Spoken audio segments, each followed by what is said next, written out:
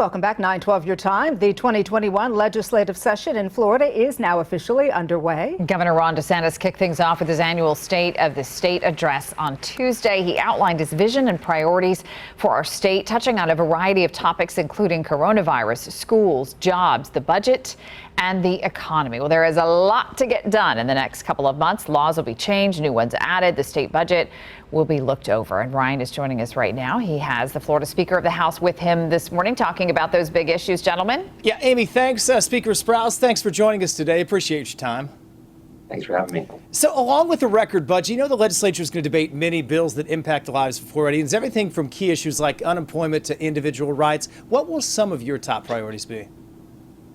Well, we're tackling a wide agenda here in the Florida House, Ryan. Everything from coastal resiliency and flooding to literacy to totally upending our current workforce system, which isn't really designed to get people jobs. We're going to redesign that as a way to make sure that we're looking out for families in Florida, making sure we're getting people back to work. There's a lot of things to tackle in this next 60 days, but we're poised to do it.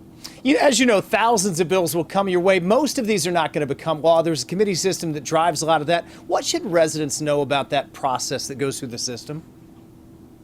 Well, look, it's an open and transparent process. The folks from across the state can go to myfloridahouse.gov. They can track things that are important to them as they go through committees. They can see which committees that they're going to, who are the members, who are the chairs of those committees, how quickly those bills are moving, if there's amendments. So it's a very transparent process. They can flag bills, so they get emails to make sure that they know when those things are moving, so they don't have to check every day. So we want residents to do that because we want to hear from them. Now, in your personal address, you asked members to seek higher ground. So what exactly do you mean by that? And can the sides come together with some of the divisiveness that is out there right now? I think so. And look, I think it's important to realize, for people who are watching that, Tallahassee is not Washington, D.C. We understand Washington, D.C. is a dysfunctional and broken place.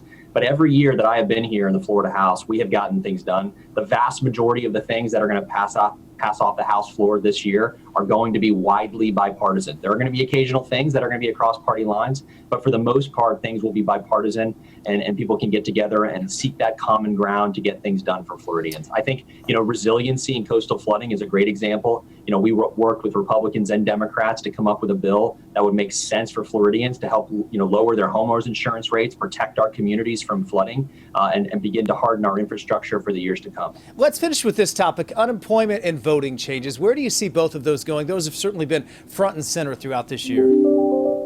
Yeah, absolutely. Well, look, I think the biggest thing when we're talking about unemployment is actually reemployment. And that's why we're gonna totally get through this workforce programs and blow it up and start over. We had a committee meeting the other day, and there was questions asked from our local career source boards to those boards.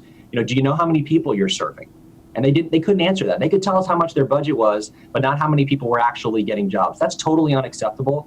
That's why we're going to totally realign the incentive structure there and make sure that we're actually doing what we purport to be wanting to do, which is to actually get people work in the state. So we're going to be focusing on that to make sure that we're getting folks back to work.